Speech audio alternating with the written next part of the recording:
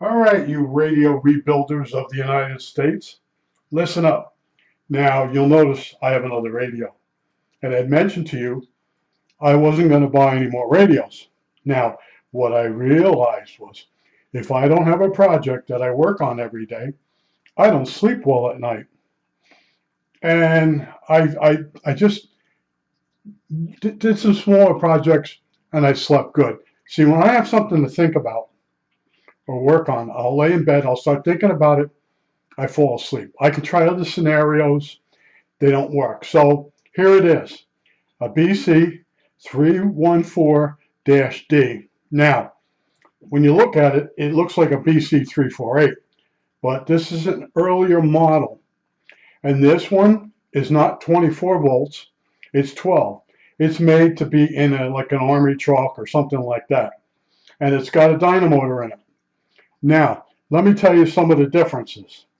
Oh, first off, this is new old stock. All right. This is the first time someone has sold me a radio that hasn't been bodged or something, and they shipped it in such a way nothing got broken. Now, the first thing you'll notice is, I'll tell you, is a BC348 is extremely light. This front panel is aluminum. The rest of the radio is steel. Total weight of the radio is 50 pounds. All right, I have two hernias. It's heavy. I want to tell you, it's heavy.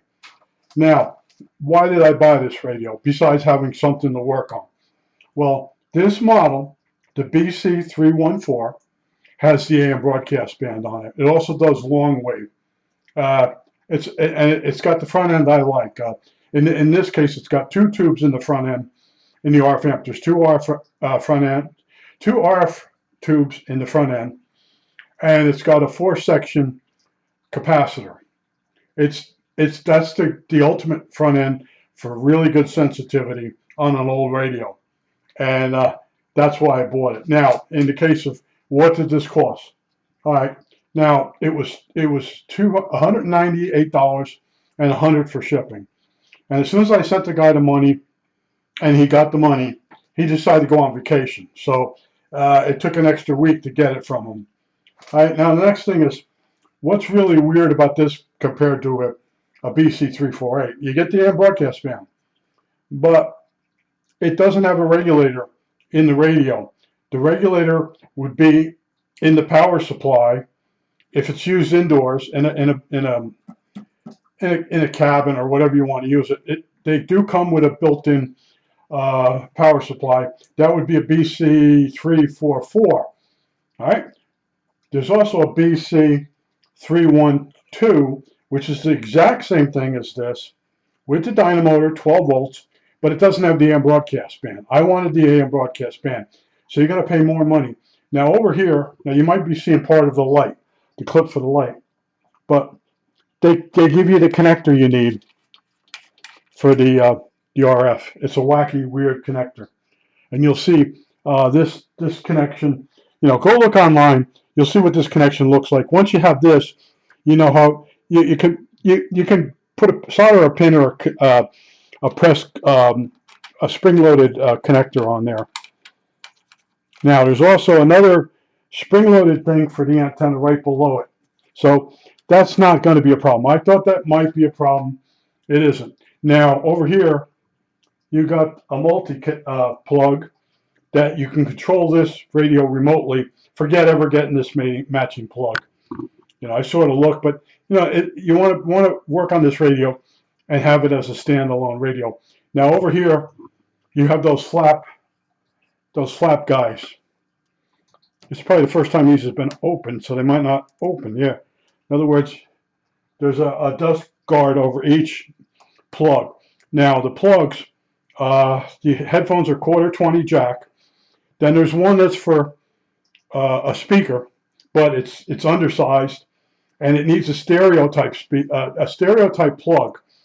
And what it does is it sends voltage out to the speaker, because back when this radio was made, a lot of speakers had a electromagnet on the speaker. They didn't have a permanent magnet.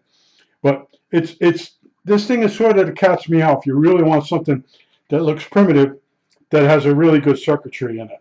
All right, but This model is 12 volts. It's for in a truck, and I have to fabricate a power supply. And like I said, there's no regulator in the radio itself. They're counting on the regulation of the truck battery to keep the oscillator from drifting. Right now, the unit that's made for at the station or in a shack or whatever you want to call it, that power supply has an OA2 in it, and it's quite complicated.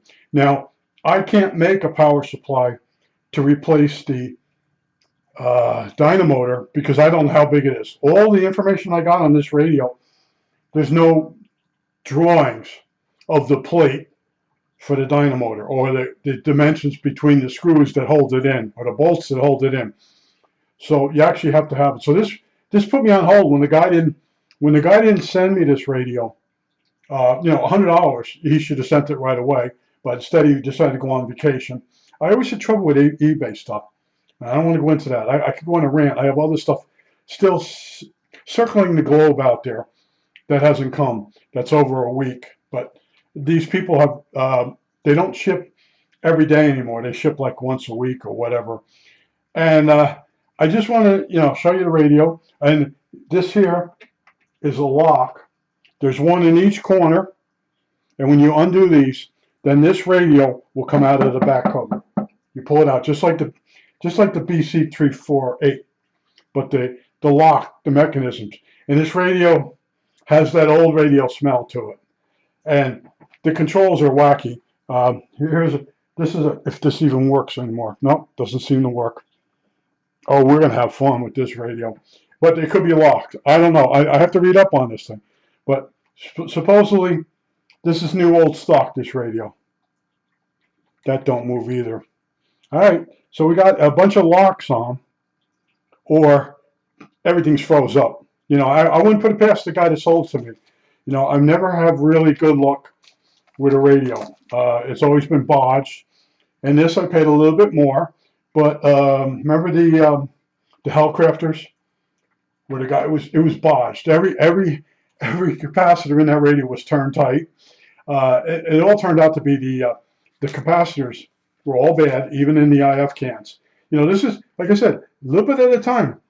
I'll read up on this thing, and this could have locks on it. There is an arrow over here. Oh, no, that's a piece of dirt. Well, anyway, I know about penetrating oil. I know not to force this. And I'll go looking around. If I find there's no locks, I'll open this up, and I'll put a drop of very thin oil in each place before I even touch this. All right, now I might have to take this totally apart. I don't know yet. And I'm looking at one of the covers missing on this knob, if it is missing.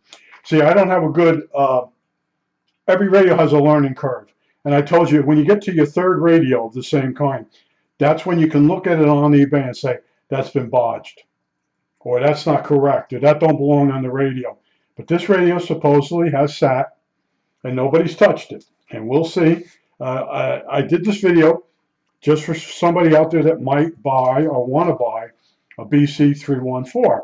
And there is one where a guy actually takes a power saw up and he cuts open the capacitors inside the radio when they're still mounted. Go watch that video. I tend to watch the other videos before I do my video, and I try to include information that the other guys never mention. That's my system. That's what I'm trying to do. I know these guys out there, the one's got the big lab and all that, and he started taking a BC348 apart, and he realized nobody watched the video. So he didn't finish. I don't blame him, all right? If you need a certain amount of people to view and to make money, you're stuck. That's what you're doing. Now, Fran Labs, she just did a video saying, did she waste the time of did she waste her life doing videos?